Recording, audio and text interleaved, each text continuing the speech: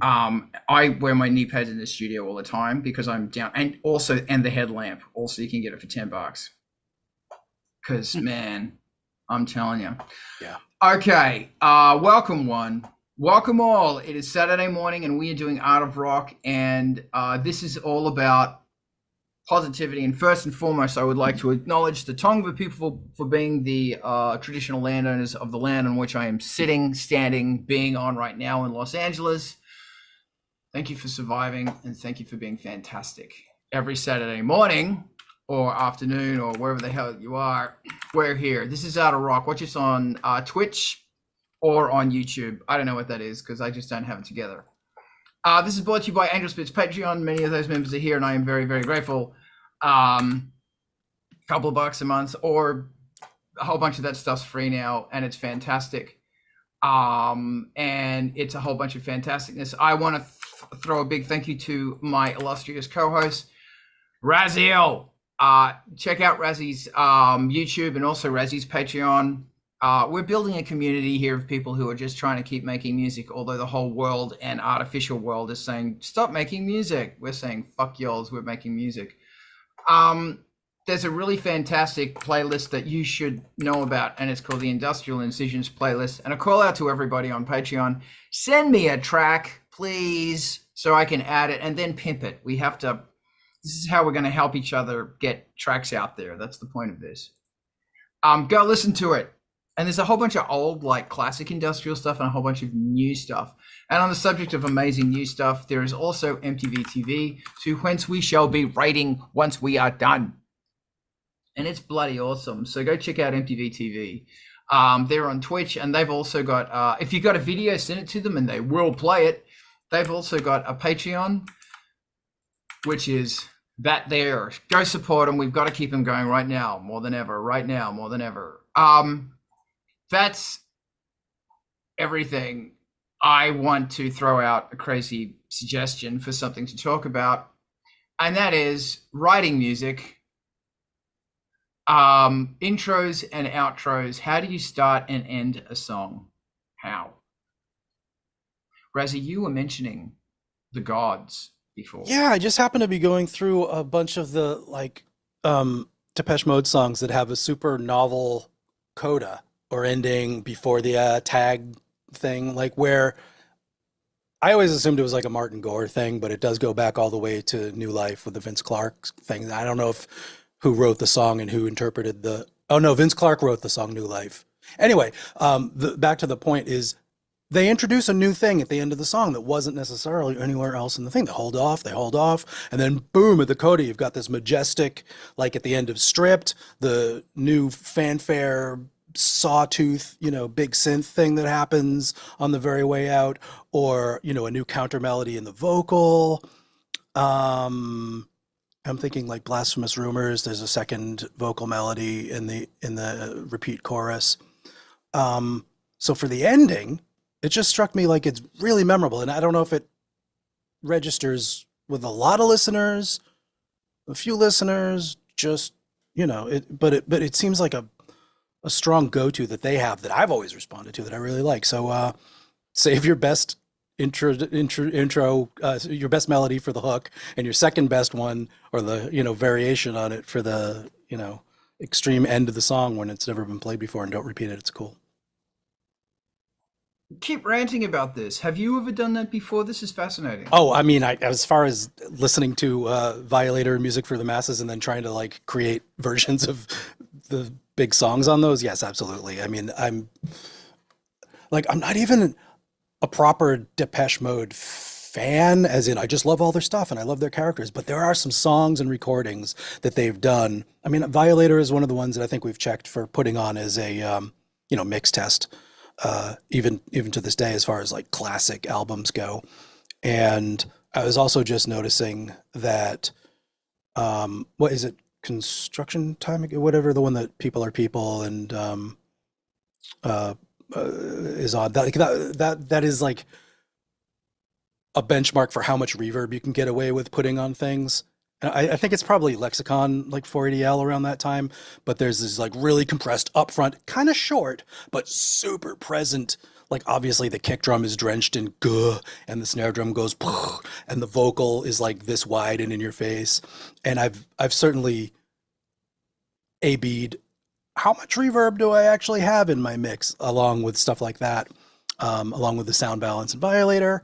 But to finish the thought about whether I'm a fan of the band or just a fan of certain things that they have achieved some heights with defining the sound of the 80s, you know, the end of the 80s with the Alan Wilder era, gritty samples that hurt your teeth while they're playing because they're so bright. And I guess, you know, like the earlier stuff too probably was, I don't have my history as clear on that, but was probably pretty pivotal in making a definition of what bleepy synth music sounded like. Pro One and maybe whatever else Vince Clarke was using at the time. Anyway, I don't know about intros. That kind of covers outros and listening to A-B. But if I had to be pressed to think of a comment to make about intro, I don't think it's really as challenging to set the stage for the thing as it is to build up at the end. But if you like forgot to have an intro and you desire to have one because the song needs to breathe in and you need to set the mood and environment in some way before the actual statement of the first verse comes in, you can grab the pad from the chorus, stick it at the top, fade it in, do some filter stuff. You can grab one of the elements that is only appearing later in the song and pop that at the top, and then maybe make a couple of inversions on the way the melody goes and do some things. I've done that. And then of course there's tune into shortwave radio and just tune it between stations and get like, you know, noise and heterodyning and distortion and get the best little bits of that and chop them up and put them together. Those are some things. That is amazing, and I thank you, Ivan. Welcome. Okay, so I firstly, Depeche Mode, yes. They may be my favorite band, I'm not sure. It's a knife fight between them and Stevie Wonder. Or maybe Vangelis and maybe Jarre and maybe a few others, but they're up there. But as far as like musicality goes, like Depeche Mode are so under-recognized. Like they are really simple, but their execution and the complexity of taking a simple idea and folding it and evolving it and folding it, it's like you said, they are another thing we're doing. Well, I will get onto intros and outros. Something they do constantly, which I absolutely love. Here's Alex. Absolutely love is the way, instead of just using a pad sound or a melody blip bloop sound, they'll use a sample. And in that sample, because it's a piece of metal or it's because something, or it's a quite complicated synth sound. And I'll say that the guitar sound in Personal Jesus is one of the greatest guitar sounds ever, coming from fucking Depeche Mode. But they'll use a sample, and the great thing about a metal sample is there's a whole bunch of harmonics in it that are making the suggestion that there's another note in there as well, because it's not just I'm accentuating the partial here and it's that simple note, which a piano or a guitar or a synth usually is. It's a clang that's got this high bit, and it might be that high weird harmonic might be sitting between a natural six, a flat six and a natural six, for example. And that's it actually in Pipeline, and in actually quite a few songs. You can hear a harmonic in the sample. They didn't add it in there, it's just in the sample. And as a result, as it's playing, it's adding this weird feeling, this weird emotion. And they do that with pads as well, where you're playing something and it might hint to having a fifth or a fourth in it. So when you play a chord, it becomes this massively complex chord. Okay, Depeche Mode rant. Back to the intro and outro thing. Firstly, outros. Yes, absolutely. What you did, something I love doing is if there's a middle eight, I'll take the middle eight and I will bring it into the outro. So it goes usually double chorus at the end, or triple, because the first one is a building up instrumental version. Then it goes double chorus, and then it's going to merge into the whatever those middle 8 chords were. And the it might actually bring back in the middle 8, but now it's more triumphant. Another fun thing to do is, so that's the importance of a middle 8, I think. The other really fun thing to do is, let's just say you've got these pads going on and everything's pedaling away in D. Why are we pedaling in D? Because it's the saddest key of all. Fuck you. And those chords, I'm just going to pull some chords out of my bum now. I mean, you have to specify D minor when you say that. I don't need to specify D minor because there is no D major. Only if you are blasphemous is there a D major. Fair. Yes, the chords are going to be D. I don't even have to say minor. D. And I'm playing a D in the bass. D, D, D, D, D, D, while the chord is going D. Here's Brett. And then I'm going to play an F over the top while I'm holding down that D, and then I'm going to play a G on the top. Nice and simple. So in jazz language, and look, I'm in fucking diatonic, whatever, I don't give a fuck. It's, if I'm in C, I'll say it's 2, 4, 5, because D in this situation is technically 2, but maybe I'll say 1. 1, 3, 4. That's what it is, 1, 3, 4. And I'm holding down a D. That's called a D pedal. D, D, D. And then it goes to the F. Oh, wow. But what's going on here is that holding down that D makes it sound like I'm holding on to this energy. But when I get to the last, and that's the chorus, then in the verse, I go back to D and I'm going D, D, D, D, D, because I'm really hardcore. But in that last set of choruses, especially what I'm doing is, instead of holding down the D while it plays D, I'm going to hold down a D. But then when it goes to F, I'm going to go up to the F. Oh, F in the bass while you're playing an F? What is this? And then when it goes to G, I'm going to play the G in the bass. And what that's going to do is it's going to open the music up and make it feel like it's taking off. And then if I want to do something even crazier, I then start playing inversions. So I just ended on the G I'm playing on the G, but instead of going back to, when I go back to D, going back to the D, I'm going to go back to the A. So the bass is lifting. And then when it goes to the F, I'm going to hold on to that F because F has got an A in it as well. And then when it goes to G, I'm going up to the B. So the bass actually starts moving with it, and then it takes off. And you will feel something inside your soul lift. It's quite a fantastic thing. And as far as the intro goes, I will often take the middle 8 and I will often use an inflection of the middle 8, like it's a memory that you're about to have, a memory of something that you haven't had yet. Zig, zig, zig, then boom. Maybe I should make longer intros. I just don't anymore. Maybe I need to do that. But normally it's like 4 bars, stop fucking around, just get into it. Maybe it's because I'm really impatient. Maybe, I don't know, do people want to hear that? I know as a musician, you just want to sit there and do a frontline assembly masturbation and just go wank, wank, wank, wank, wank, wank, wank for a minute. Sample, sample, sample, wank, wank, wank, and then lyrics about ashes falling from the sky. But I'm not that guy. Did you notice that rhymed? That did too. Holy shit. Does anybody else? We're talking about intros and outros of your music. Alex, Ivan, Mark, Brett, do you have thoughts on this? Or we could talk about Depeche Mode. Brett, the song. Really, it depends on the song a lot. Sometimes I like to just hit like a sledgehammer, and no intro. It's just have at it. Other times, if I have like a theme, I like to try to give something that kind of goes with that theme. One idea is I've been messing with it again a little bit lately. It's a track I'm working on called "In the Static," which is kind of like a reference. It's a lot of parallels with like nuclear war, and so in the beginning of it, you hear like these weird staticky things and odd cryptic kind of messages that you can't quite understand. Stuff like that goes back and plays into the lyrics. Okay, I like that a lot. Something I'm really digging is trying to come up with, Ivan, I see your hand, I'll throw to you in 1 second, welcome to Los Angeles, by the way, is an intro that is the equivalent of inhaling. Bam! Like that. I don't know, I'm just throwing it out there. Ivan, welcome to LA, talk to me.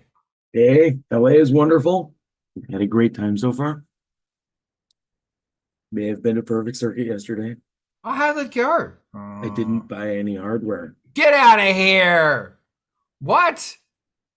Against the rules right now. Gotta finish Oh, studio good first. for you. Good for you.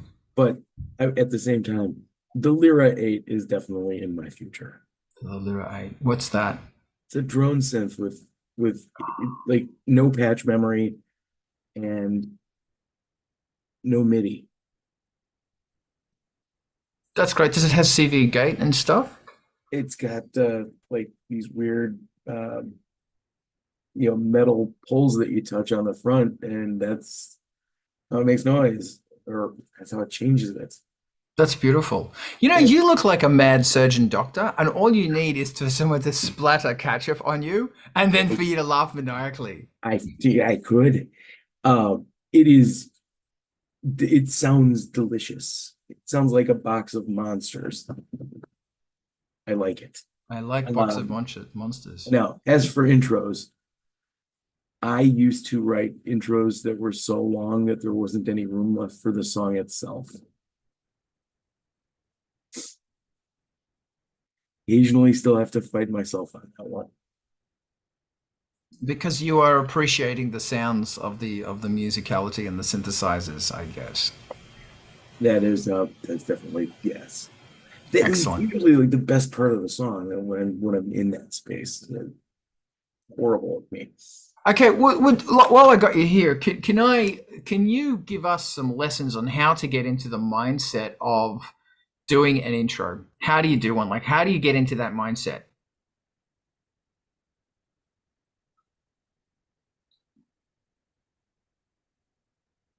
I mostly just play with the like the musicality of like the main patch, and then like the chord progression I'm planning to use and the key I'm in, and then just kind of try to I'll go back and forth on like using inversions, so that it's got to have some motion to it, and it's got to feel like it's leading somewhere. Brilliant. Brilliant. Good language for this. Okay. Yeah, I just have trouble getting into that mindset, but thank you very much. I appreciate that. I'm going to throw this to Mr. Alex. You caught me kind of off guard. For me personally, I'm really lazy and just build things up techno style, but maybe that's something I should consider more, having like a banger intro. The best thing I've done is like a drum fill. And yeah, I think the coolest example of that was something that I listened to accidentally because someone recorded the Fetus album Whole, the track I'll Meet You in Poland, Baby. And because it's a vinyl recording, they had the last hit from the previous track. And it wasn't like planned, but it was really cool to just start the song with a hit. And then silence, and then the song starts properly. And another great example of an intro is in one of the Portal 2 soundtrack tracks, where there's like a melody playing, which only plays in the beginning, but it somehow is the perfect introduction to the synth-heavy atmosphere. And it's also plays at the ending, so it's like a nice arc above the track. I'm trying to figure out which one it was, but I don't know the name right now. That's brilliant. Hey, look, I just want to throw out really quickly. I'll give two examples that you say that. One is obviously Peter Gabriel's. We've got a playlist, by the way, I should add. We have a playlist of tracks that we talk about on Art of Rock, and I should put that in the. Diana has been very kindly creating that. Remind me, I'm going to talk about Sledgehammer. When we go on one of our rants, boom, that's the playlist. Sledgehammer, Peter Gabriel. That Memphis brass big sound is mentioned once, not 10 times, once. ABBA, Voulez-Vous, that riff is mentioned. I know they say that again in the end as well, I lie. And also Sledgehammer does hint to the brass, but it doesn't play that riff. So I don't know, that's a thought. Bands that do that, I really go, oh God, that's such a great idea. If it's a standout riff, play it once in the intro, grab their goddamn attention. That's my thoughts. Alex, did you want to add to that before I throw it to the Razinator? Yes, the track name is An Accent Beyond. I'm trying to figure out whether I can find it on YouTube. Yeah, and also sometimes you recognize the track just by the first second. You immediately know it's that track. And also the first second makes you want to listen to the rest of the track. And I think it's like the best the best an intro can be. I agree. I need to get back to this by having every song has a really signature sound, and the minute you hear it, you know what that is. I need to get back into that. I go through phases. I don't know. Alex, did you want to say anything else? Because I'm quite enjoying this rant. Got the link to the track. Cool. Throw it in. Maybe you feel different about it, but it's one of my favorite intros. Okay, thank you. I'm going to put this on the chat, and people can go, wow, I love that. Thank you. Razi, I want to hear your voice. I'm afraid to even open my mouth about Talk without like looking it up and getting actual citations. But on the exact topic of knowing what song you're in right before, as the track is starting, even, and also on the previous topic of things I've tried to rip off. I think it's on Spirit of Eden. Tim Freescreen's Leslie speaker is just spinning, and you just hear the room tone for a bit. I think maybe it's the Color of Spring. I don't even. Yeah, like I said, it's been more than a month since I listened to it and forgot which exact point it is. But it brings you into the recording room rather than the idea of the song. And anyway, if I've got the track and artists right and stuff, there's a certain unbelievable melancholy and closeness and claustrophobia in that stuff that gets you right there with the sound effect of being close to a whirling speaker. And maybe you don't know what it is, but you hear the sound rushing. And putting little bits of that kind of room tone in the second or so before the ramp up to the first note or something fades in is like, it's a detail that I've obsessed over a lot of times. Like even just looking at the waveform and deciding, is this going to start hard? Is there going to be a zero crossing click when the track comes in? Is there going to be a breath of the sound and space that the song lives in? Is there just going to be a noise effect that rushes up? And how does the crossfade from digital black silence to the, initial hit of a sound even come in? And there's like a whole world right in that little microscopic bit that, it can make a difference. I don't think it's going to define a hit from a shitty song, but it's certainly a place to dwell for a minute and really think about what you're doing. Yeah, turn your noisy amp up and just listen to what it's doing, the effects and stuff. And then I don't exactly remember what you were talking about, Carl, a second ago, but it brought to mind another period thing that shows you where my mind is stuck for songwriting. But Amy Mann's songwriting is generally pretty fantastic on the first couple of Till Tuesday albums. And I think it's in On Sunday, they'll present the chorus, which is kind of up, you know, it's melodic and has a presence to it, but there's a melancholy again in all of her deliveries.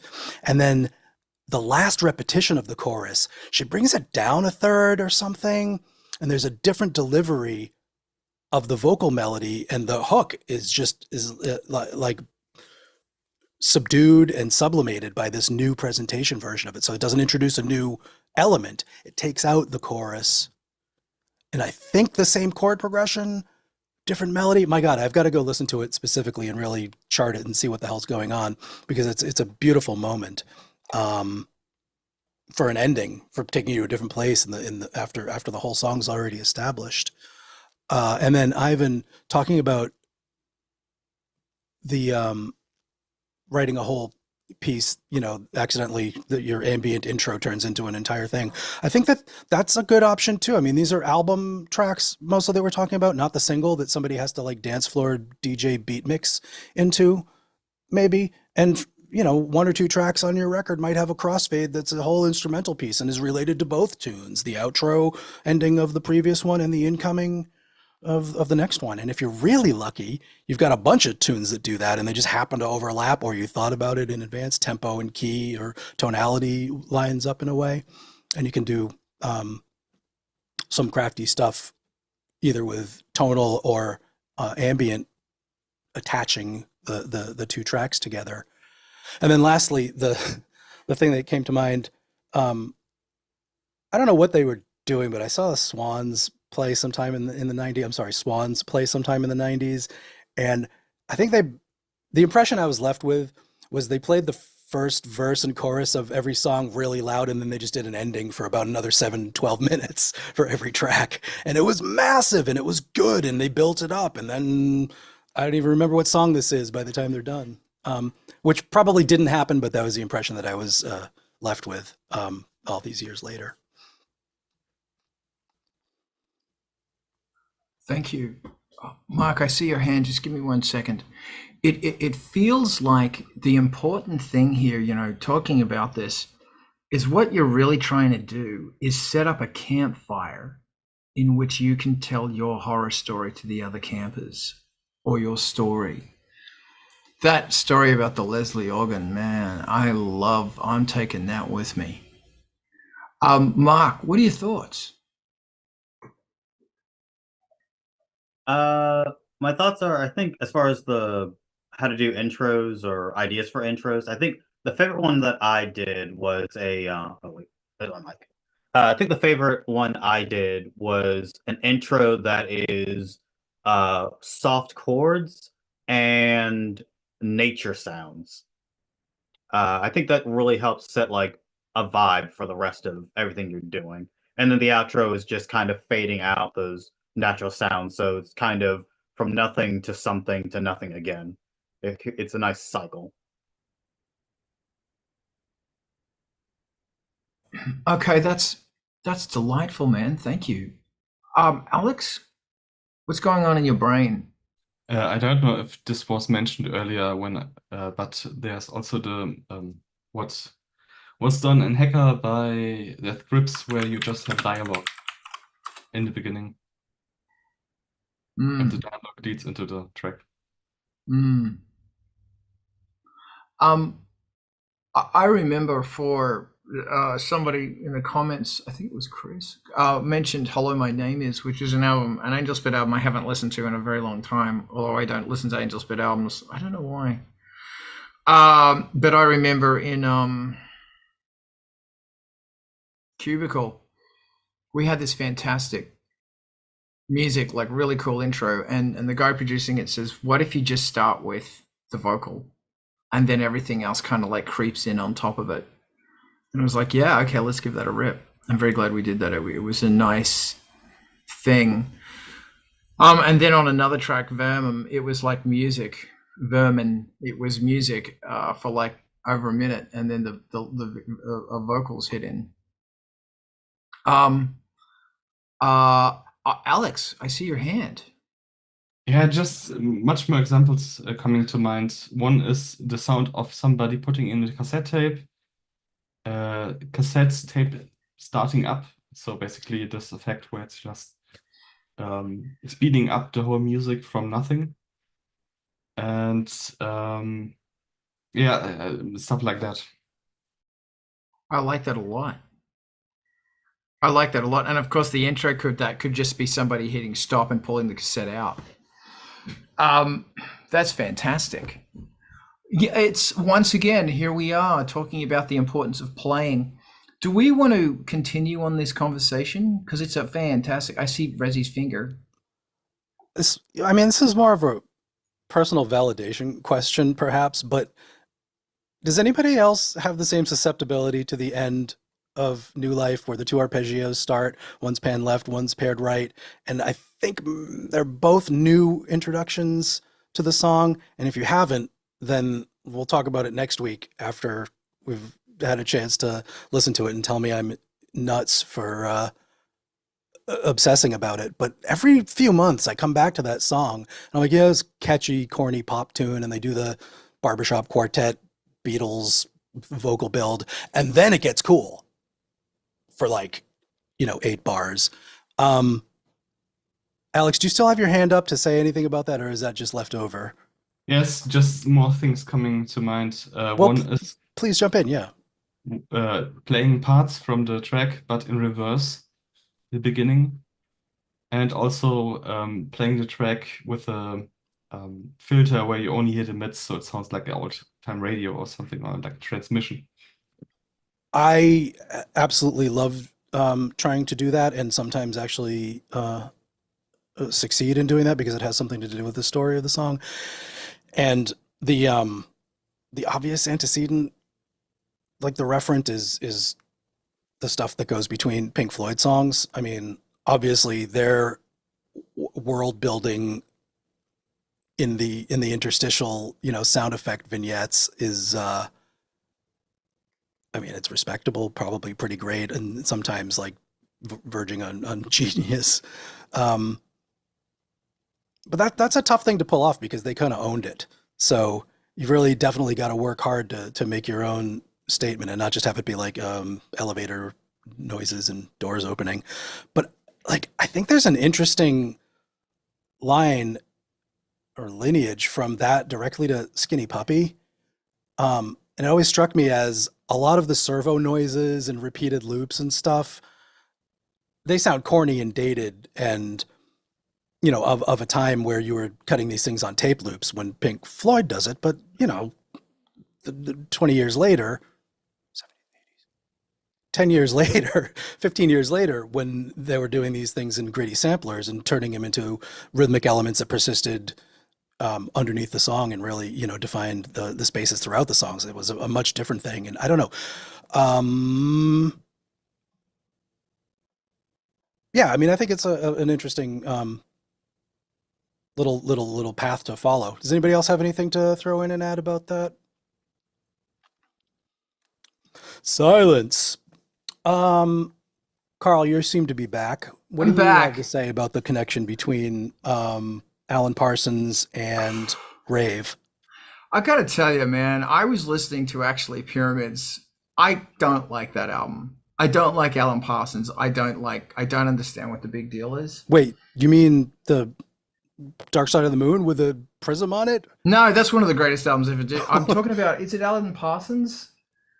What's his name? I just meant him as a producer, not him as a musician. Oh, sure. Because nobody wants to listen to his solo stuff. Yeah, I fucking hate his solo shit. It's awful. Yeah, I hate that stuff. Yeah, and it's really interesting. I was listening to it. Yeah, I know. You just opened a box of maggots. Sorry, everybody, but yeah, no, I was listening to it and I was going, because I can listen to Eno's stuff and I actually kind of really like it.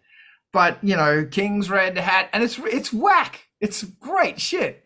But I was listening to his stuff, and Eno's a poet that Alan Parsons is not. No, he needs a soldering iron, not a fucking synthesizer.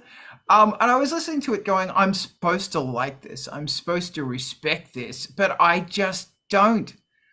And I have this thing with vinyls that I listen to it twice, and I listen to side A, side B, side A, side B.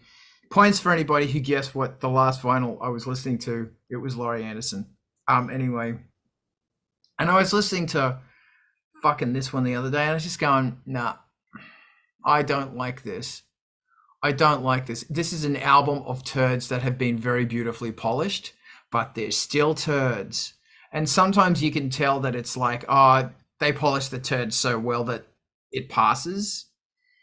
But nah, these are turds. It's important to be a turd polisher. The relationship between him and rave music, I have no idea. No, Dave Ogilvy, that rave, the other rave.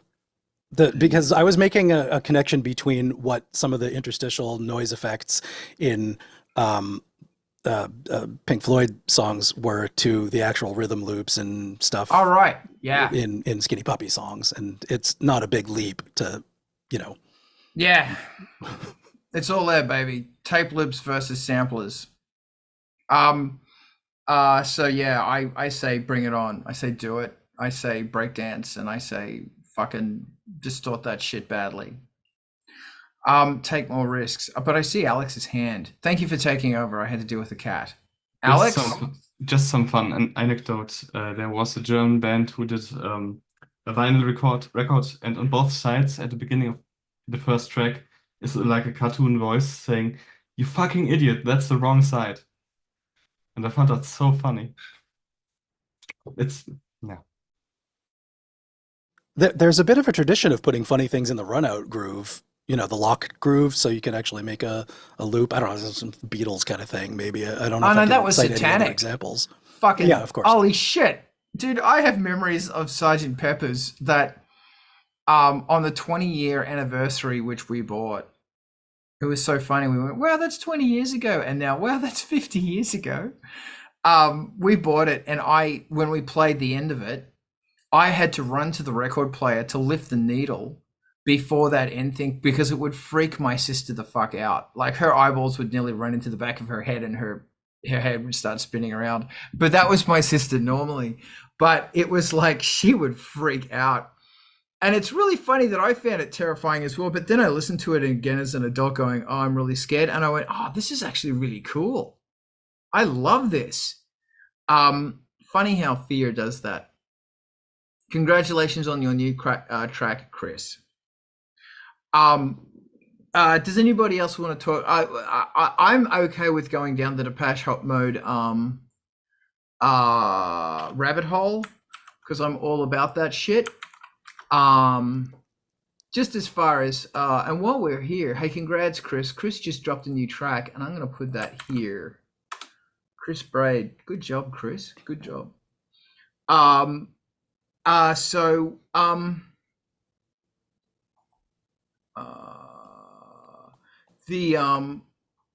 want to talk about that's the really fascinating thing about Depeche Mode, is that also, the endless experimentation of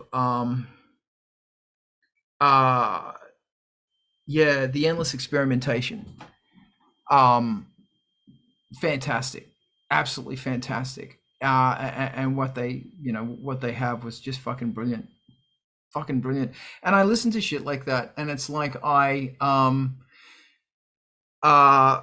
just think I am reminded that it's so important to go into a situation trying to think like you're some fucking 16-year-old kid with your mates, and you're fucking around and you don't know if it's going to work, because the problem is when you've been doing this for so long, you've tried everything, or you think you've tried everything, and that cutting edge starts to, it starts to fade. And before we went on, I'd love to talk about playing live, because Ice Planet 9000 might be playing live. I don't know yet. And I'm so excited about that. But it's like, one big question I had is, how much gear do I take? Because I am limited to, I'm limited to a whole bunch of stuff. But then the space we're going to be in is 5.1. It's a 5.1 surround sound theater. It's only this small theater. It only sits about 50 people. And it's actually at the LGBTQ Center, if we get it. Oh, I don't know if I'm allowed to say that yet. But it's me and the technical director there, Matt, who does a band called Auto Dealer, and we're trying to do this show. And we're gonna, if we can do it, it's in a small theater, and the theater has got full projection. It's like a floor stage, and the audience goes up, and it's like I said, it's legitimate 5.1. It's legit 5.1. So him and I have gone, okay, well, let's get everything and redesign it to be 5.1. And it's got this beautiful lighting, and it's only this tiny little like salon theater, but man, it's set up. And it's really funny that when it comes to the production and all that stuff, it's like, oh yeah, we're going to go crazy. But when it comes to what synthesizers are you going to put on the stage, I'm going, oh no, I'm not taking my Moog. And I was thinking, why am I like that? Like I was going to take the 88 key controller, the emulator for the Blaster Beam, and already there's 13 inputs, 12 inputs, 11 inputs, because there's 8 coming out of the emulator 4. And remember, it's 5.1. The Blaster Beam has 5, and I'm not doing maths anymore. And it's like, well, shit, if I take anything else, I have to reconsider the mixing desk situation. So there might be a mixing desk there that we're going to use. But it's like, I don't know. I just don't know. I don't know. That's not the conversation. The conversation is, how do you get back to being that 16-year-old kid that goes, oh my God, take the Moog? Like, who doesn't actually understand, like Razzie was saying, well, you're going to have to get a U-Haul now as well, because this isn't going to fit in your mate's Prius anymore. Alex, I see your hand. What are you thinking? I was going to comment on Plain Life, but I can also say something to the other topic. Hold on, you were going to comment on what? On Playing Live. Oh, shit. Look, man, open floor. I'd love to hear your thoughts. Okay. I personally would be too afraid that something happens to the Moog, and so I would only bring things that were reasonably replaceable, or other than that, insured to a proficient amount. I don't know if that's available, but I think there's something like that. Other than that, I think the rule of thumb is to just start small and expand from that. So maybe just the emulator and some pedals. And maybe next time, I don't know, the Blaster Beam. But you know yourself better than I do, so I think you should go whatever your gut tells you to. Yeah. See, this is an interesting thing that I will reframe so that everybody can jump on board with this, is that there's, what do you want? What do you need? What can you supply? What does the audience expect? And what is going to add to the show? And remember that some of that could be visual as well. Because if you went to see Michel Jarre or Vangelis, you want to see that motherfucker surrounded by synthesizers. One of my first shows I ever actually saw was a guy, he was an Australian ambient artist named Ken West. And he's since disappeared, which is a pity. And he became really schmaltzy new age. But he was the guy surrounded by 8 synthesizers. And I saw him in 1988 in a mall. And I was just blown away. Ken West? Can't remember his name. Yeah, it blew me away. And I remember I spoke to him after, and I was like a kid, and I like literally a kid. And I said, wow, look at all your synthesizers. And he goes, I don't use half of them. And he said, the audience wants to see a guy doing this. And it was like, wow, that is so true. And it's the balance of showmanship, showpersonship, versus practicality and fuck it, I'm getting a U-Haul, but I can't drive. Rosie, what do you think about this? And remember, this isn't just about Ice Planet 9000, because you were talking about TVs on sticks. I want to hear about that shit. Yeah. I really cared about bringing a lot of stuff, and I was really game in my youth to pack a truck and get everybody psyched to decorate the place and find props. And this is all used secondhand junkyard scavenging, but working electronics and welded stuff. Like I had people around me that could do that, and it was exciting and fun. And honestly, I we went through a transition of just bringing laptops, and that was it. That was like, take all that stuff and don't bring it anymore. You can show up on the bus. And somewhere in between those things, there's probably sanity that you can actually do on a tour rather than at local, gigs. Because for sure, we did not try to tour with that stuff. We just brought proper amps and stuff. It was just ridiculous. It had to fit into a U-Haul trailer instead of an actual U-Haul 20-footer. But aside from like bringing things that aren't necessary to the performance and living in a world where generally we just create three-dimensional projection mapped environments to do this, making it look like there's a lot of little individual things going on, much more efficient way of doing it than bringing a, CRT collection of CRTs. Well, I think that, it depends on what you're going for. Like you were saying, Carl, you actually took a lot of what I was thinking and distilled it already. But like how much that environment contributes to what the story is that you're telling is sometimes proportional to how much of a story you're telling within the songs. Like if you've got a lot of nonverbal songs, or as a DJ performer, the visuals tend to really matter. And as a solo performer without dancers, a lot of pop acts, the IMAG, the really large projections and plumes of fire make everything kind of huge, even though you're just standing there in the middle of the stage on a microphone.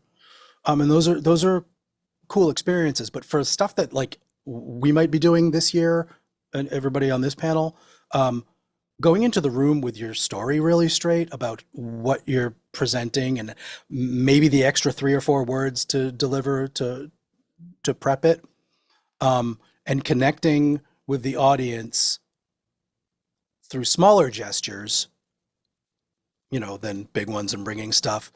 There's still a lot of room to develop your ideas and stagecraft through that. And I'm reminded of, I don't remember which local band it was when I was playing around Boston clubs, but some opening act had a couple of synths up at the front of the stage, and one of the performers was playing mostly what looked like lead synth parts, and connecting what she was playing to the audio wasn't really possible because the keys are kind of obscured, but occasionally there'd be a big intro and you see the big gesture, but she had a hand on what was obviously supposed to give us the impression of the filter sweep knob.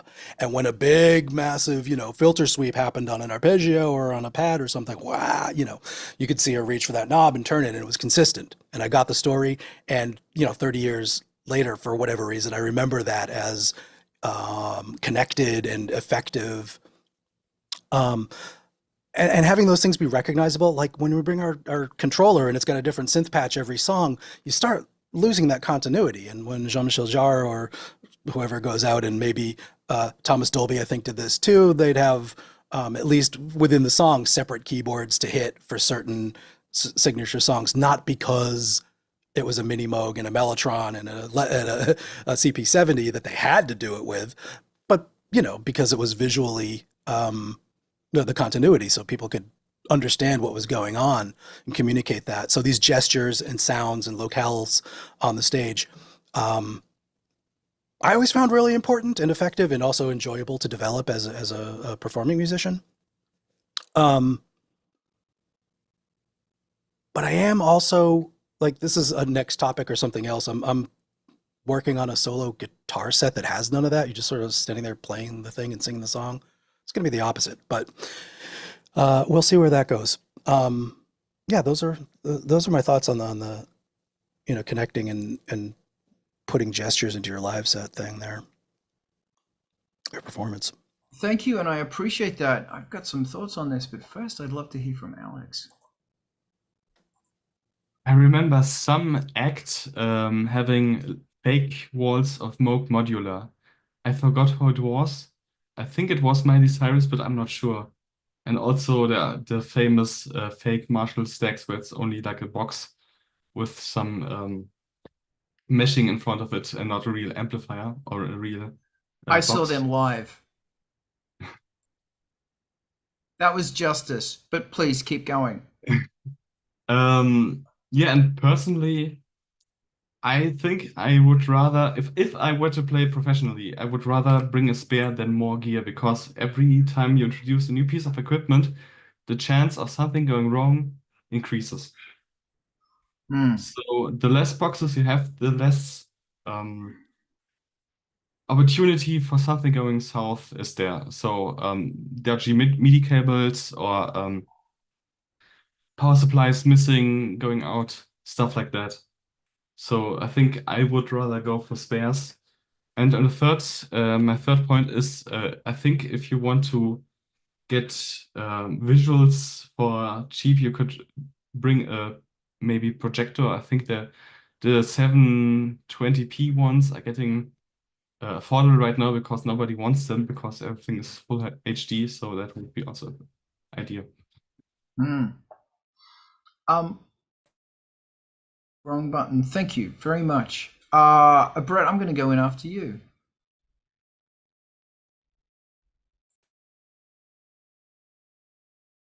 I am muted. Never mind.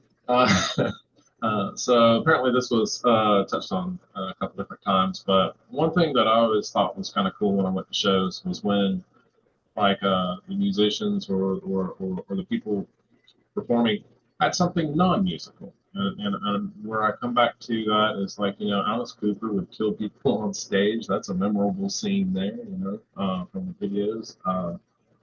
Eddie from Iron Maiden would come up, usually as this great big blow up kind of thing. And where I was kind of going with that is maybe one of the ways you can just would easily entertain people, or with very simple props that go along with the overall vibe. I remember Ogre coming out at Halloween in Tremont, and the first thing you saw is he had 8-foot arms. And I mean, when that's the first thing you see coming out at a Halloween show, and it's all Beetlejuice, black and white and whatnot, which of course he's good at doing, very theatrical stuff. It sets something else entirely. It helps build the story and the narrative versus the actual instrument rack.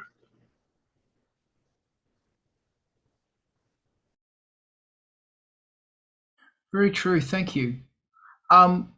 Alex, if I may, actually, I want to hear from you first before I go. What are your thoughts, Alex?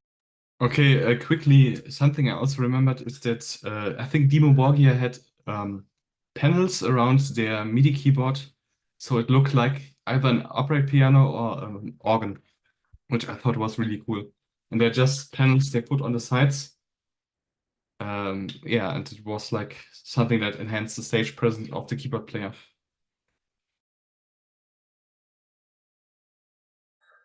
It's really funny how efficiency is boring. It's really fucking boring. Sure, you can have backstage efficiency, and you need backstage efficiency, and there's things about the actual technical production that needs to be efficient. But I don't think that the stage should look efficient unless that's what you're going for. If you're doing a corporate meeting and telling everybody about the stocks of the quarter, sure, go efficient. But this is a message to Carl in the future. Efficiency is really boring. And has the quest for efficiency killed risk? Has it killed the flamboyance and the glamour? And I don't want to hear about Kraftwerk or other bullshit. I don't fucking care. I want to hear about you. I want to hear is that, has the audience, and you can't really speak on behalf of the audience. You can speak on behalf of yourself, and therefore you are speaking on behalf of the audience, because the audience is basically you. It's me. That my thoughts are a really, really good reflection of the audience, because it's amazing how humans think the same on so many things. Is everything boring now because it's boring? Because we are so strangled in a corporate environment that where even the concept of boardroom efficiency has reached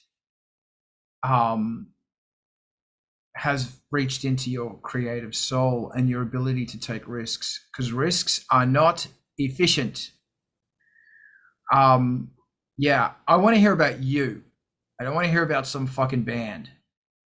And I don't need to jump on you, but dude, fucking Kraftwerk, come on. You're not Kraftwerk. So I want to hear about you, Alex. Go. Well, you kind of took the wind out of my sails. Unfortunately, I had no. The first time I was only a bass player, so I just had my bass amp and my guitar, and I didn't know anything about pedals, so I didn't have any pedals, and that was it. My latest gig was only a small affair, but it was simply just vocals and a MIDI keyboard and a synthesizer attached to it. So that was basically that. And I think because it was so new territory for me, I found it really exciting just hearing that synthesizer in the wild in a room that isn't my apartment. So for me personally, not, but I know you said I shouldn't talk about other bands. I think some people are playing it away too safe, especially with in-ear clicks and such, if they don't need it as a rock band, for example.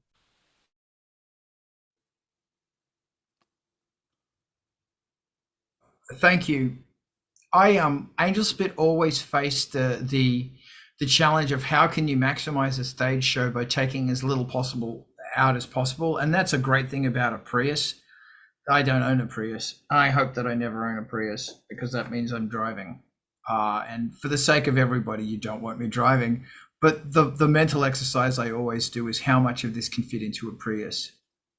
Because if you're going on a plane or if you're touring really on a tour bus, you have about the space of a Prius if you're lucky. So I've always thought if the lights can squeeze in with the keyboards in a keyboard case or something like that, or the DMX controller can be fit into the modular, the synth rig box, then you have a possibility. But I don't know. Hey, look, I'm talking about efficiency now, but how do you break out of that in the strong confines? That's a question for myself, but more, I'm interested in what you have to think, Mr. Razi. I don't think anybody in the underground club, goth industrial, dark wave family of genres has ever complained about bands playing along with a backing track or sequence tracks. It's kind of the whole point of a lot of it, is that's how it's made. So maybe consequently or relatedly, I haven't played a show without, a stereo track running through the whole thing. I mean, you can stop it and start the songs and do stuff in between and make some noises with You Shriek. But we, the thing's on rails once the song is started. It's not like even selecting sequences. I still fucked up a lot and can remember what verse I'm in and missed cues all the time because we didn't have anything complicated going with in-ears to cue sections. But so since I can't talk about Kraftwerk, which was obvious go-to, and I can't really talk about the pop acts that I've seen having other things be the spectacle other than the high wire act of maybe they'll mess up. That isn't what's going to happen. I'm left to talking about my own thing, and I mentioned I'm putting together a set of me singing along with guitar stuff. And it's like not a lot of effects changes and pedal cues and stuff. It's just the songs that I wrote, except I'm singing them and playing mostly, complicated arrangement, kind of finger-picked stuff that is immensely satisfying to work on. Also very time-consuming for me because I learn so slowly. But hopefully that comes out as something in the offering when 7 people watch it and I go to a secret coffee house gig that I don't announce and see if it actually works. Outside of the, videotaping it so I can hit stop and get a better videotaping, live streaming it. I don't know. Anyway, I don't really have a clear line of thinking on that, but I did wanted to talk about the precarious nature of performing your own stuff and the value of rehearsing and learning it and getting pretty good at playing it so that, Alex, you mentioned when things do fail, you can switch it off and play the other version. When the power goes down, you can sit at the front of the stage and just do the version a cappella with the harmonies and a guitar or something like that. Or making that your show. I mean, I think it's a big failure sometimes when you don't really bring it and you're just strumming along the cowboy chords with the same song. It doesn't really add much. Anyway, balance of what's engaging and interesting about even bothering to play it live in a room with people there. If it's not going to be a big spectacle with flamethrowers and stuff, and you are just presenting a story, what goes into that that's meaningful for the thing between you and the audience that you're playing with? And I think hopefully there's some risk of messing up, or at least a connection with what you intended in the story and mood that you're trying to present. Probably goes without saying to a large effect, but it's on my mind. Working on that lately. Thank you. I'll just clarify. The reason I don't want to talk about a large pop band or Kraftwerk is because Kraftwerk have 2 tour buses, a semi-trailer, and I think a crew of about 10 to 15 people. You have maybe a friend and a Prius. And I think I want to, the objective of the exercise is for us to brainstorm what we as small people can do to make something look fun, regardless of, your genre and everything else. But, even on zero budget, you can make something really cool. It's about the idea and the risk and the execution, and the boldness, genius, and power required to do something simple, effective, and brilliant. Brent, I'd love to hear your thoughts. So I was kind of going through a little bit of that, early on in this meeting. One of the things when I woke up this morning is, having an idea to mess around with the CZ101, see if I can't get more of a like a cymbals sort of sound out of it. And as I'm sitting around playing with it, and I'm loading up MIDI aux and everything else, to, SysX dump over to it, and grabbing some old 6Xs and whatnot. I'm sitting around listening to various samples, and I'm like, all right, I can sit there and I can go to all that, or I know what sound I want, and I can just go grab it right over here and just plug it in and start messing. And so that's that kind of efficiency versus whatever. And so I don't know that I'm exactly efficiency driven where it comes to my art. I'm pretty scattershot when it comes right down to it, but I guess if I had to kind of look at it, it's kind of like it's kind of like a river delta going backwards. It's here's this cloud of thoughts, ideas, whatever, and I'll gravitate towards it, and I'll have a great time sitting there, tweaking the knobs and whatnot as I think about it. And then there's an efficiency component that says, hey, that's actually a good idea, cut off those paths and divert this in. So I guess it's more like a filter. Is how it works with me. And I know that I like the performance part of that piece to really speak too much on that. But I think just how I approach that problem, an artistic problem, it kind of works the same way. It's like if I go with like woodworking or anything like that stuff, it's like, all right, let me glue a bunch of crap together. I have no idea what this is going to look like. Throw it on there and start chipping away at it until I do have an idea. So there's very much a lot of that for me. That's my kind of thoughts towards efficiency versus utility, I guess. Thank you. This is great. Thank you. Alex, what's going on in your brain? Maybe to clarify, within the goth or like smaller goth acts I've seen, the worst one had just backing tracks playing from a DJ player, one in all, or like a CDI or something, CDJ I think are they called, and the person playing the tracks wasn't like doing any cool DJ tricks, but just simply playing the tracks. And I found that really boring. The cooler acts had something like an MPC, a keyboard synthesizer, and usually something like a Nord drum, where they're playing like certain tracks live in with the drums. The drums live in. So I think if you were telling me I had to play live in 2 weeks, I would, depending on how many friends I could hire as musicians helping me out, I would get my Octatrack, maybe expression controller so I could control certain aspects of it. The next thing would be either a bass guitar or a standard guitar, electric guitar.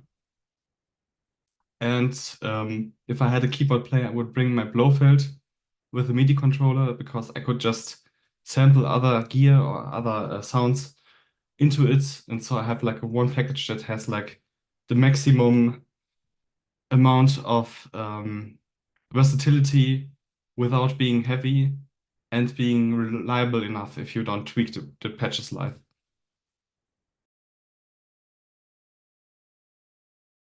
Love it. Love it. Thank you. Ivan, blow my mind. Yeah, so I've seen more than a few acts where it was, one guy on stage pressing play on his dog. Yeah, at which point, like game over. And that can work. That can work just fine. You just have to bring a performance along to go with it. And if that's missing, then it's going to be boring. So the big trick is probably not how much stuff you need to haul, because we can reduce that down to pressing play on a dog or pressing play on the back, on your track player. Like it's an easy problem to solve. The hard problem to solve is like it's not just the music, it's also the performance. And they are not the same thing all the time. But if you get, you've got good music and then you add good performance, you win.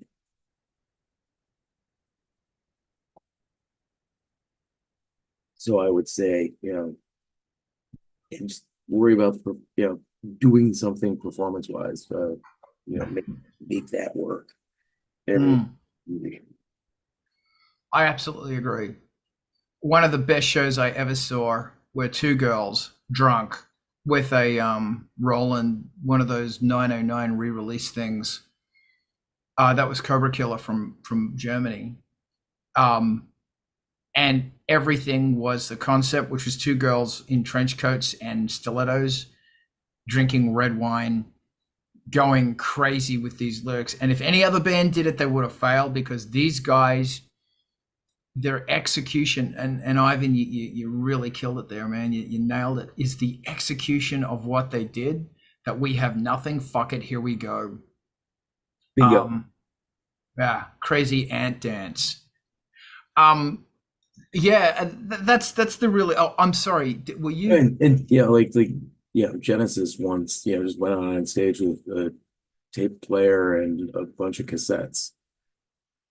That's brilliant. Yeah. Peter fucking Gabriel. Yeah, that's the thing, is that think about. Oh, hey, am I interrupting you? You're okay? You're done? Oh yeah. All right, cool. Because if you got more to say, I definitely want to hear it. It comes down to, what do you want to see? And it's really hard when you're thinking about your band, because you're so dropped you're immersed in the ropes and the pulleys that are behind the stage. You don't see the magic of a stage and the potential of it. You are so lost in the administration and blah, blah, blah, this song doesn't work, and da, da, da. You're lost in this thing. And for you to get out of that thing and go, okay, well, now I'm going to pretend that I'm seeing this band for the first time, this band, my band, where I know every note, every bolt, every lyric. And I'm going to pretend this is the first time I've seen it. What is it that I want to see? It's really hard to do that. but it's it's an important thing to do. And you know, man, sometimes when you're thinking that, you're not saying, oh, well, I see a stage full of synthesizers. You know, you might not be thinking that. So, you know, and I've seen some bands, you know, as mentioned, that have got nothing on stage, but, and you know, I'm all about dressing up, you know me, I think it's important. But I've seen bands go out there with T-shirts on, and the only reason they put on a little bit of makeup is so that you could see it run. And they are the bands that absolutely fucking rock. So yeah, that's the thing. And I think this is a really important conversation because I'm always going there. I'm always in this place of, and it's not just playing live, because I'm terrified of playing live. I'm terrified of it. Angelspit hasn't played live in 7 years because I am terrified of it. I'm absolutely fucking terrified. It's important to find the risk because it makes you feel alive. It's not just about making your band better and promoting. It's about you having a human experience where you go, you know what, fuck it. I don't know what I'm doing, but I'm going to do it. It makes you feel alive. Alex, what are your thoughts? I just want to mention the opposite approach of Autica, where they just turned off the lights and played in total darkness. That's epic. I remember for one gig, we wanted to do a thing where I wanted to get those, you know, those paper glasses, like the 3D glasses, but when you look through them, everything becomes super trippy. They have like rainbow fractal weirdness going. They're not fractal, but they make everything rainbow lens flare. And I wanted to get like 1,000 of these things. I just had a thought. And basically, you know, sell them for $1. And so the audience could just sit there and bask in madness. And, you know, that's the sort of thing that maybe Ice Planet 9000 could do. Because these things don't really let you see anything that's going on, it would mean that it doesn't matter what's going on stage because they can't see it. But yeah, man, if it was total darkness and somebody like held their phone up over there, it would be like, whoa, what is that? It's all very trippy dippy. And trippy dippy is good. Does anybody else have anything that they want to throw into this very curious conversation? Or we could change conversations and not talk about gear, which I know Ivan wants to talk about. I kind of do too. Wow, seriously, you guys are just so full of beans this morning, aren't you? I can't. I was just thinking 3D would also be cool, but I accidentally sent it to Razi, so I was busy trying to correct my mistake there. 3D? Yeah, like you know the glasses yeah. you were talking about? Yeah, cool. Like either red and blue or the actual prismatic. No, go red and blue. Yeah, there you go. Yeah. And that would be great because then you could do a video that's 3D because there's a whole bunch of DIY 3D. And you could probably, I mean, you could probably run most 2D video through like a 3D, you know, yes. And kill it that way. That's a great idea. Isn't that a fun idea? And it doesn't matter what sort of band it is, you should so do that because you can get 3D glasses off Alibaba quite inexpensively. Yep. When I was a kid, I used to have circle shades, and I would I'd buy literally red and blue so I could pop out the lenses. Those were my shades. That's brilliant. I love it. Thank you. No, thank you. That's a gem. That's a nugget. That's a nugget of wisdom, of inspiration. Razi, do you have a nugget that you want to throw in? I mean, I was going to start complaining about being old, I think, is more where I was headed. So I sort of bit my tongue. But since you... I did a location event, not musical, but video last night. And I feel beat up, like things hurt just from lifting things that aren't that heavy and moving them. And I remember feeling that way my whole life after a gig. depending if there were Marshall cabs or Moog synthesizers versus amp sims and laptops, started declining and decreasing the amount of discomfort and pain. I mean, jumping around and exerting yourself every night is still it's athletic, and you should do that if that's what you want to do, no problem. But dividing, we're talking about not roadies, not stage crew, not backline. You're bringing your own stuff, and if you can carry it and set it up and prop it into place without feeling like you're hurting yourself, that's probably more sustainable. I don't know if that sacrifice is important or intrinsic. And like, I'm thinking Iggy Pop doesn't slice himself up every night anymore. That's my example for when it's okay to just be an old dude doing your thing. But yeah, I even heard, the vocalists back in the day when I was trying to form an identity and decide what I was going to do for vocals, talking about, I mean, you have to take care of your voice, because if you can't sing, the gig's over and it sucks. And then like a show, Skinny Puppy show, was canceled because Ogre had a sore throat one time, and it all kind of came together. I was like, yeah, this is an investment in something important about actually preserving your ability to do the show and not beating yourself up, and making it the kind of thing that you can actually repeat night after night when you're doing it as a block of shows on tour. And yeah, not strain yourself and burn out from the physical demands of lifting these things and building them if you don't have a stage crew or stage hands. Yeah.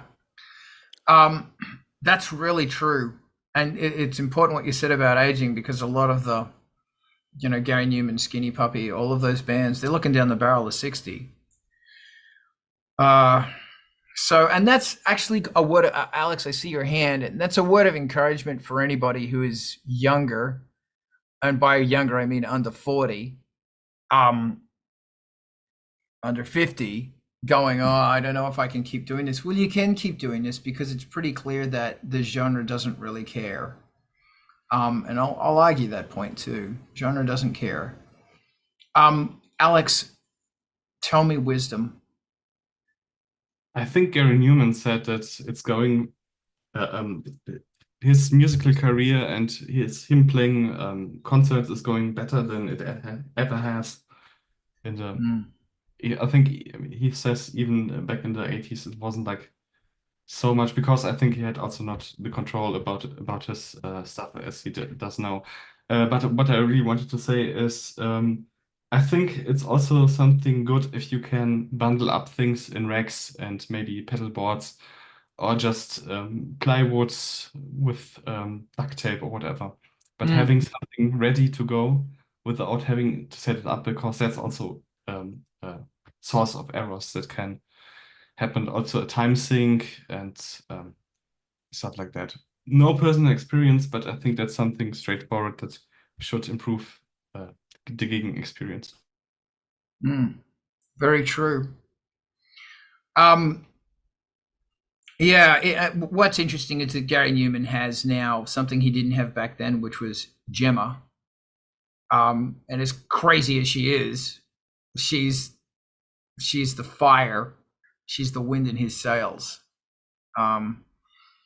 Anyway, yeah, man, for sure. And that's really important, having it set up so you stick it on the table and it's all set up inside it. Very, very, very good advice. Thank you. I am a fountain of blood in the shape of a girl. Anyone? Okay. Bjork. Does anybody else want to throw in here? It is interesting about aging. And that's the other thing, is that, how much of the efficiency that I'm talking about is because of our corporate overlords, and how much of it is because I'm an old bastard and I've gone, nah, fuck that shit. I'm not doing that anymore. Because that's the really interesting thing, is that, like, I was watching this young cat play once, and I was looking, it was actually Emmy's cat, Shirley, and I was watching Shirley play, and she's jumping all over the place like a crazy thing, and same with Frank, jumping all over the place like a crazy thing. And then the older cat at the time was really good at playing and really good at play hunting, and her name was Mordecai. God, I love that cat. Mordecai was just sitting, waiting, and then bam, hit it.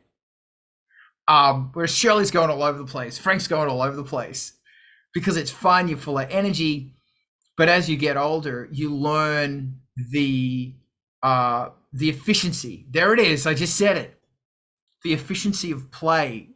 There you go. I just proved myself wrong, or maybe a cat proved me wrong. Let's get this square. And also it can be something as simple as I don't know. This is a nice conversation. Alex, give me a sec. I see your hand. I am thinking about, because I used to take these lights. I've got these fucking lights. If you've ever seen Angelspit lights live, there's those fucking those lights, those LED controller long. Yeah, those fucking things. I've still got them. They're set up here. And of the 8 of them, I remember I pulled them out the first night we used them at the KMFDM show. And one of their engineers looked at the other engineer, the lighting designer, said, "How long do you think they'll last?" And the lighting designer said, "These won't even last their first show." I just want to say 15 years later, 4 of them are still working. And they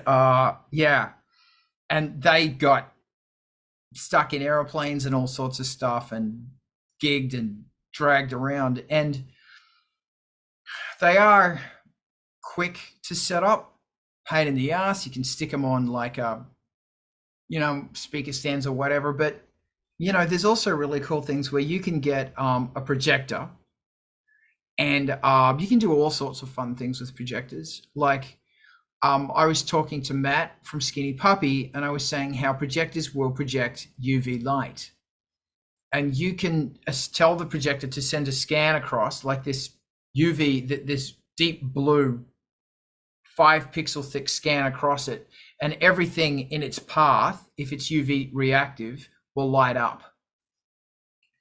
And there's all this fun stuff you can do, like you can set a projector here, and then you can have 4 pieces of just material that are hanging in front of it. Each one is a foot apart, and as the spread of the projector goes out, each of those images are going to get progressively larger. Want to do something fun, throw a little bit of smoke between them. Although I don't know if you can still use, I think smoke machines are now banned in California. So there goes that one. But you can still do fun stuff like that. And then there's projection mapping and shit like that. So thoughts, Alex, what are your thoughts? I forgot my original point, but if I had opportunity, I would try to bring one of these spinning holographic displays. There's like a stick spinning with LEDs on it, and it projects an image seemingly into the air. It's a really cool effect. I think they're not that expensive, maybe 200 euros, something like that. Okay, I want to go a step further here, because we were talking about fucking prog rock before. We're always talking about prog rock. I want to ask, what's the concept of the stage? Because I just realized I don't really have one. Like your stage show of your band for this album / tour / thing. Thanks for the link. What is this? What the fuck is this? I just got a whole bunch of. Oh, Brett. Yeah, that's the spinning Hologram. hologram projector that Alex was just talking about. Wow. Okay. Huh.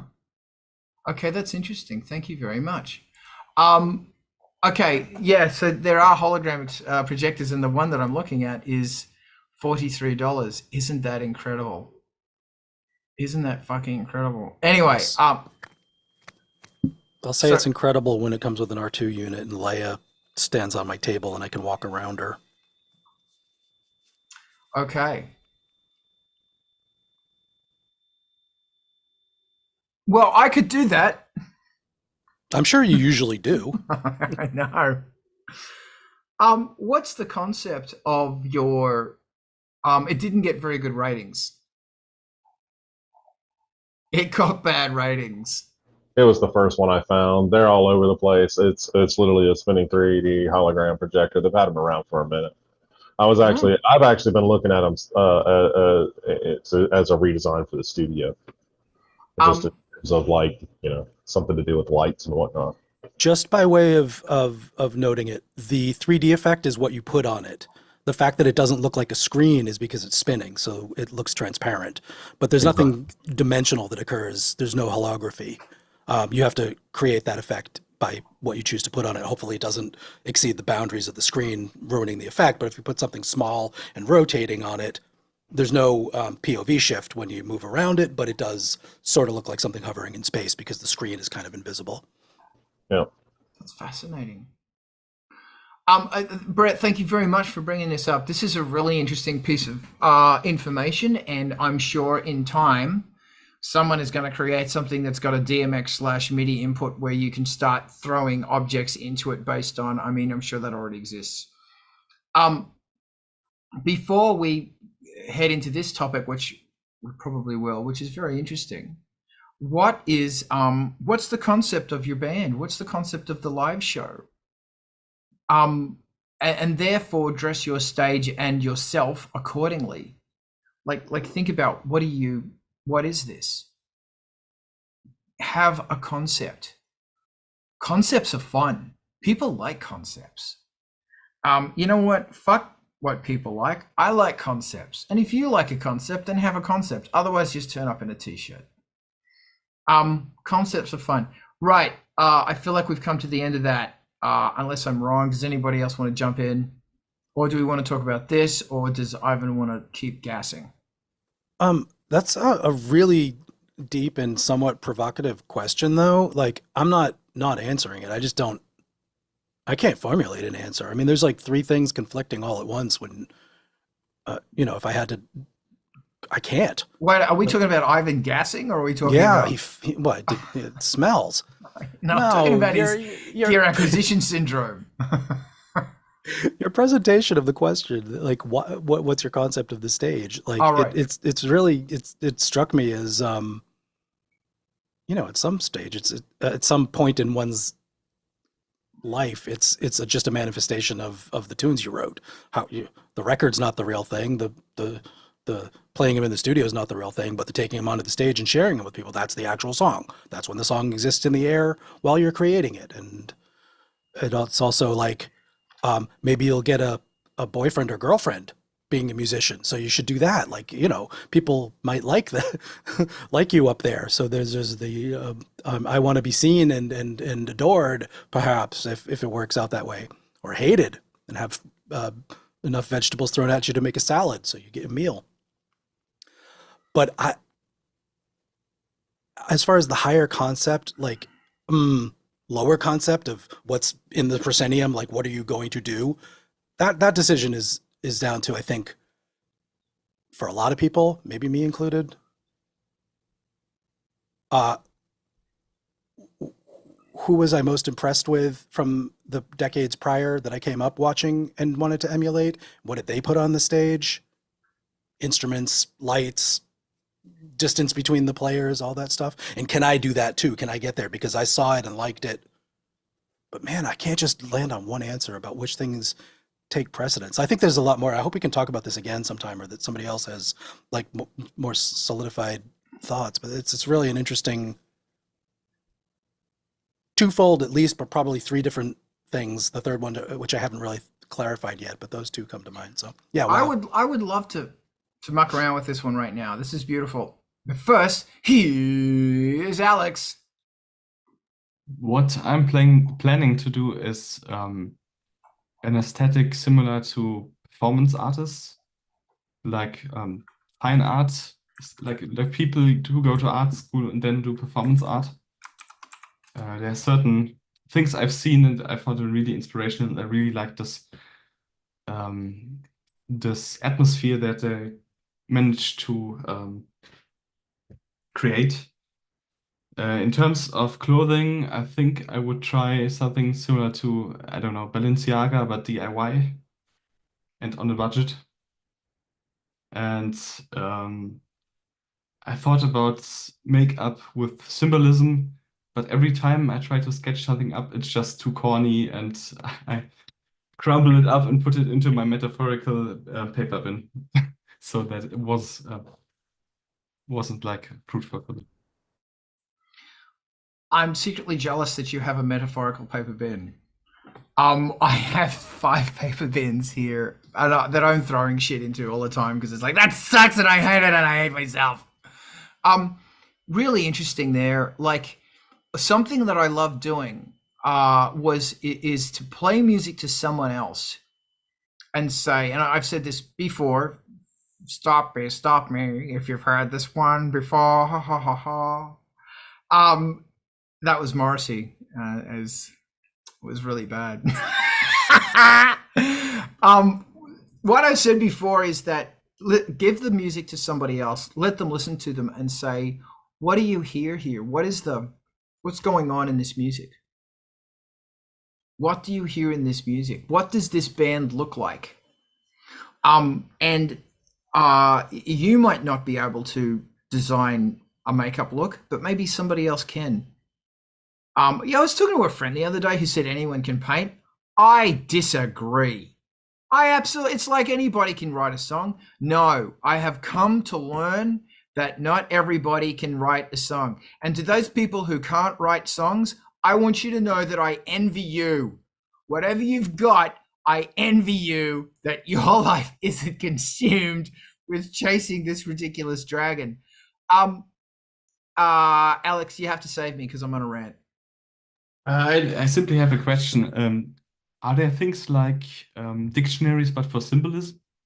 Yeah. Like you can look up, I don't know, circle with 3 dots around it, and it says, oh yeah, it stands for this in Buddhism or whatever, or maybe different love, and then you can look up every symbol for love that there is. Well, can you recommend something like that? Yeah, there's actually a mystic dictionary, a mystic pictographical dictionary that's called Ivan, and all you have to do with Ivan is ask Ivan anything at all, and Ivan probably knows what those images are. What the hell? And so does Google. I don't think Ivan's listening to me right now because Ivan's just no. I've too late, dude. You missed the gag. Ivan would probably know a whole bunch of different picto thingies.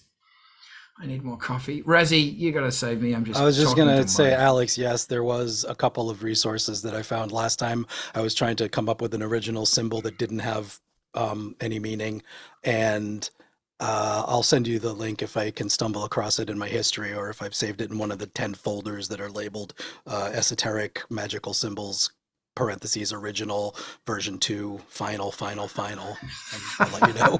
It's kind of buried. I've got that folder as well. Yeah, so that's a fun thing to do. I mean, like, if anybody wants to, I mean, we could do it on Ice Planet 9000, for example. Although the concept of that's been made pretty loud, but what I'm saying is it's a nice thing to say, listen to this music, tell me what you see. What do the performers look like? What does the stage look like? Therefore, what is a loose concept of what's going on? Alex, go. Well, I think I said this before, it would be cool to just dress up and act like if you were in an 50s sci-fi movie. Or maybe 40 sci-fi movie, but play it straight, but not take yourself seriously. I don't know how to distinguish it from, like, it's not a comedic act, but also we know that, like you know what you're doing, and I think that's something that can pull people in, and even if it's like corny, like tinfoil, I think that's in some way even better, in some regards. And a cape. Yeah, you gotta have a cape. We've gotta have a cape. Oh, you did want to talk about prog rock. Yeah. Okay.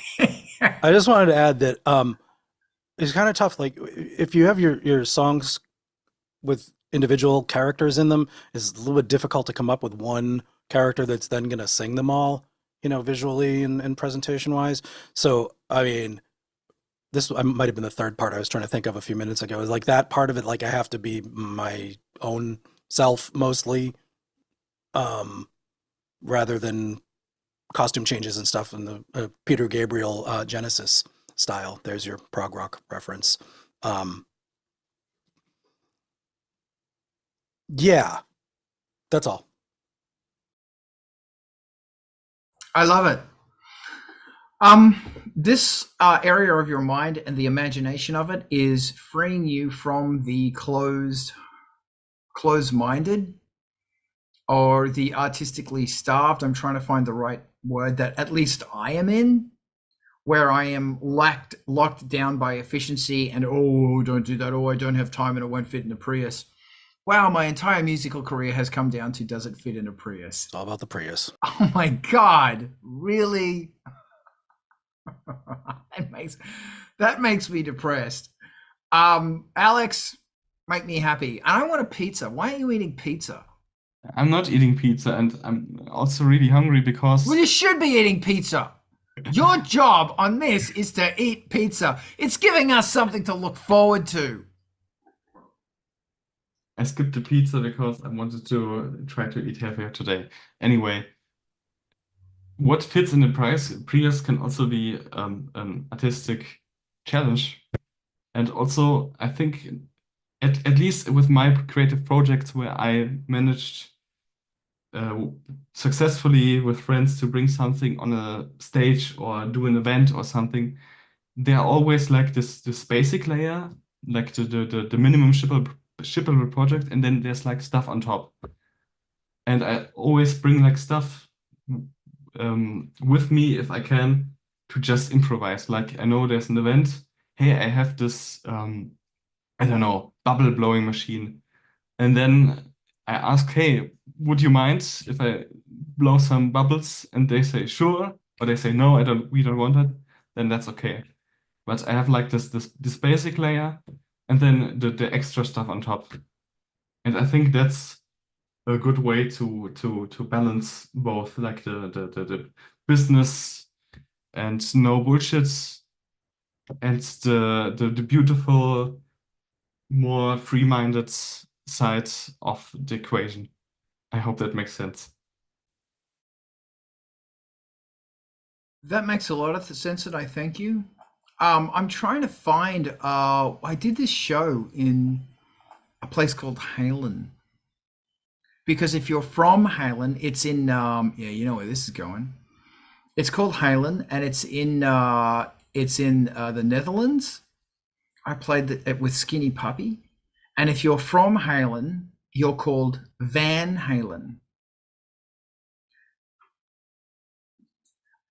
Anyway, so his name was Andre, and he was the opening act. And Andre turned up in basically a Prius. And he pulled out of it a set that made his couple of synthesizers look like a crashed spaceship. But this was made out of metal. Like it was welded together, and it was, and we were all going, look, dude, you know, you're short on time and you're short on space, but he did it on time. He did it on the exact space needed, and it looked amazing. It looked bloody amazing. I mean, like, think about it. You know, in your off time, you could either sit death scrolling and watching dumb Disney bullshit, or you could be working on cool ideas for the live show that may or may not ever happen. You know, at least, you know, if you're doing something for a live show that may or may not ever happen, at least you're thinking creatively. And yeah, anyway. So that's the thing, is that you go, oh, I don't want to do this. Or I at least go, oh, I don't want to do this. Oh, here's 10,000 reasons. And I've only got the one Prius, and it's only got to fit in that one fucking Prius. But when you turn up to a gig and you see somebody else doing it, you go, fuck yeah. That's awesome. So I don't know, get excited, because it's awesome. There's a familiar like incredulity that happens when you're watching opening act load in with all that stupid crap, and you're like, oh, well, we didn't have to bring any of that. And then they get up on stage and you're like, I don't want to follow them anymore. Yeah. Oh shit, they did it. Yeah, I know. Yeah. And then if it doesn't work, you feel really bad for them. And then after the show, you go, dudes, that was great. Minimize these things, and you're going to be, I just said minimize. And it's going to be, I know. I'm looking at myself today going, I think I have issues. I have corporate trauma issues. Notice how I just blame somebody else on my issues. You have a lot of insight there, a lot of self-reflection going on. Lessons from cats, corporate self-reflection. It's good. I know. We've done a lot of good work here today. Yeah, I know. You I have. know, and that's almost time. That'll be $600. Same time next week. Somebody has to jump in. Ivan, you've been so quiet today. Yeah, and you just nod your head when I say you're I'm on supposed my to. little tiny tablet today. You what? I'm on the little tiny tablet today. What do you mean you're a little tiny I have a tablet? computer. Oh, right. But we can still hear you. Yes. But you don't have to if you don't want to. I'm so hungry. Are you getting the tie? You mentioned tie with wife. Hey, Thai is still an option. I mean, weekend Get is some not Thai. over. There's some deadly Thai around Hollywood, let me tell you. And Little Thailand is kind of a part of Hollywood. If you get off at Western Station, don't drive. Get the train. Hi to everyone. We're talking about LA. This always reminds me of the Saturday Night Live skit. Take the 501. Because when I first saw that, I went, this skit's stupid. And then I lived here for like a year and I went, oh my God, this is terrible. This is true. Get the train.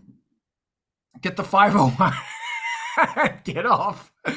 No, it's actually the 110. And get off just before Hollywood, just before Gower. If you hit Gower, you've gone too far. Oh my God, he's doing it. If you hit Gower, you've gone like too far. But it's like epic Thai food, and it's this whole cluster of really good Thai food. And then you get off at the Slauson cutoff and cut off your Slauson. You know, if you're in Slauson, you're way the fuck over there. Like, you're an hour off. But no, oh God, I'm doing this and I don't even drive. I think I need therapy. Absolutely comes with the territory. You What go has west, LA you done start to talking me? about highways and exits. Oh my God. And Priuses. Anyway, no, but there's a whole bunch of great get off Hollywood Western, and in that area, because it's little Thailand, little Thai village, whatever they call it. Great fucking food, and some of it's super cheap. And there's Dong Fat is somewhere around there that I always go with. Fucking We're in West Hollywood yesterday. Ate at the Cantors. excellent. The food there was amazing. Excellent. So delicious. Excellent. No, that's good. I need to eat out. I was actually saying to girlfriend last night, we need to eat out. Next time you're in town, gotta eat out. Because we just don't. Yeah. So I'm gonna in the last 15 minutes, because we're talking about LA and Priuses, I have a very good friend who we do burritos with, and that's Dave. Dave is a choreographer who has a Prius. And he fits everything and he shows it to his Prius. And we were talking about depression. And I've had this conversation with a lot of people because, as I've made quite public, I am struggling with depression right now. I think a lot of people are too. But it's interesting that recently it's lifted. Something's happened. Gee, did Mercury come out of retrograde? I don't want to believe in that shit, but God damn it, that shit is right 80% of the time, and that's what I hate about that shit. Anyway, it's interesting that firstly, depression really sucks when it gets so bad you can't tell the difference between a good song idea and a bad song idea anymore. It's all just crap. And there's a song I'm working on at the moment, and it's crap and it's terrible and it's really bad, and it's adding to the depression because the song sucks so much. And I just got to the point where I can't listen to it anymore because I can't choose. And there's another song that was the same problem that I went through another bout like a few months ago, and I was working on this track and it was awful and I gave up on it. And I went back and listened to it and I went, this is fucking fine. The fuck is your problem? But it's interesting that one thing I'm most concerned about, Frank, that I'm worried that my depression is going to rub off, because cats absorb your energy, man. I really want to be careful. And I went in to check on him before and he's lying on his back like this. And it's like, nah, he's fine. but I'm very cautious that I'm trying not to. I don't want Frank to, I don't want, because cats get depressed. And when cats get depressed, it can really fuck with their health. And I don't want my boy to get depressed. I'm actually tearing up a bit. And another thing I'm trying not to do is I'm trying not to let depression and loneliness become a contagious thing. And so I do a podcast called Still Here Bitch, and it's for queer people over the age of 50, and it's about living, still staying alive, dating, coming to terms with yourself, and all that sort of stuff. And it's fantastic. And even if you're not queer, there's some great information, brilliant information. Still Here Bitch. And it's you know what? I'm going to put this in the chat. Give me 15 seconds because I would like, you might dig this. There it is. Still Here Bitch. This is one of Carl's many side projects. We recorded a podcast Tuesday, just gone, and we were talking to a loneliness. He's a geriatrician from England, but now he's in LA and he owns a Prius. And we had this interview where he was talking about loneliness and how he said it was contagious. And he said, you have to be careful because when somebody is lonely and that becomes a threatening, dangerous situation where loneliness and isolationism sets your brain off into this spiral, and there's nothing that will get you out of that spiral. You have to somebody has to get you and pull you out. Because once you start, and he was saying that you'd think that elderly people over 50 would be more susceptible to loneliness. And he said it's the new epidemic among younger people. He said more younger people of all persuasion, not just queer, but of all persuasions, are suffering loneliness. And he was saying how the problem with loneliness is that you don't want to go out. And someone says, hey, do you want to go out? It's like, no, I don't want to go out, because that's the beginnings of this engine. That when somebody comes to look after you or to try and coax you out, they start saying no to social things. Not that I ever get invited out anyway, but they start saying no to social things. So, and then they become being pulled into this isolationism. And I'm trying I am aware of these things. I'm aware of the cogs in the human mind that causes these things. I see it everywhere. Like I see it in myself and I see it in so many of my friends. But I'm trying not to, is the word propagate, to pass it on. And that has everything to do with music. I don't know how. Brent, do you want to talk? Yeah, so a couple thoughts there. Remember, your pets are family too in that regard, so you're gonna share some emotions, but they're gonna share some too. It's not a one-way street. And good examples there. Your cat, being four paws up in the air, rub my belly. And then, well, of course, if you do, then you get all four paws strapped to your arm.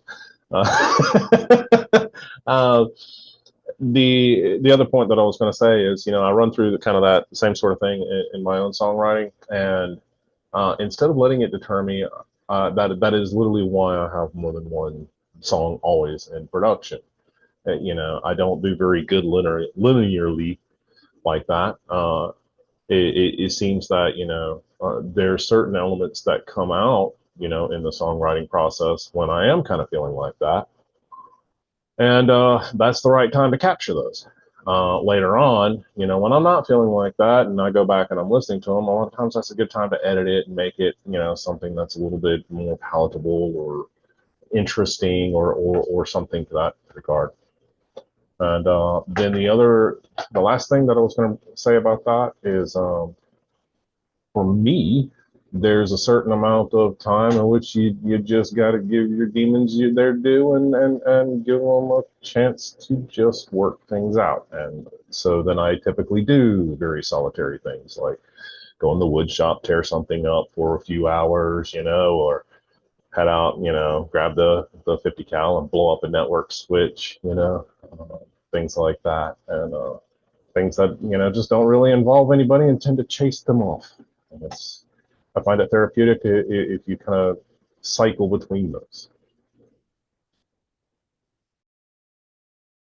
I thank you very much for that. Motivation is another thing I wish we had time to talk about.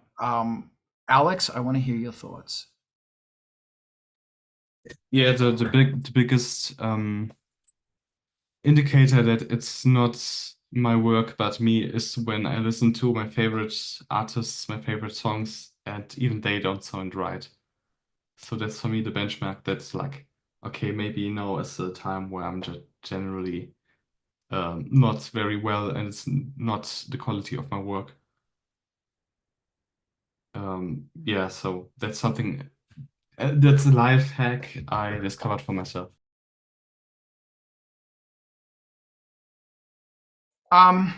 Fascinating. It's really interesting how, I think a lot of this stuff, you got to figure out how you can do it, because there's going to get to a point where it's so bad all you can do is lie in bed and eat ice cream. So always keep ice cream in the house. But it's fascinating how, and I'm specifically talking about this from, like, obviously mental health, but also from the perspective of somebody who creates art, or fucking does anything. There comes a point where it's so bad. Like, I have a list on my fridge of things to do, which is sweep the floor, put on vinyl, turn off the computer, put on a vinyl, sweep the floor. And then maybe clean the house or something like that. Frank, go for a walk. Take Frank for a walk. Go get a coffee. Because even your mind, when it gets this bad, your mind shuts down, and that's the thing I find, for me at least. And it doesn't happen that often. It's just this slow wave, and then the peak. It's got this rapid peak. And the other thing is, for God's sake, stay off the news cycle. It's toxic, awful. It's become the epitome of humankind. Just don't fucking go there. Yeah. Interesting. Another thing is that I've got this list of lyrics that I always like throw thoughts and throw quotes and stuff onto this text pad. There's like 30, 40 scrolls worth of just ideas, and I've been bubbling this thing around since I've been in LA, actually. And it's really interesting that as I go through it, because I usually just drop something in at the top, I can tell my moods. And it's really funny that it's been very dark for a very long time, and then like 20 scrolls down there's funny stuff and there's humor. But it's just really interesting. Very interesting. Anyway, and that's one more thing, is that this song I'm working on at the moment, which fucking driving me fucking batty. I think I found that, are we still live or is we've crashed? I don't know what's going on. I must admit, I don't care. We're still live, right?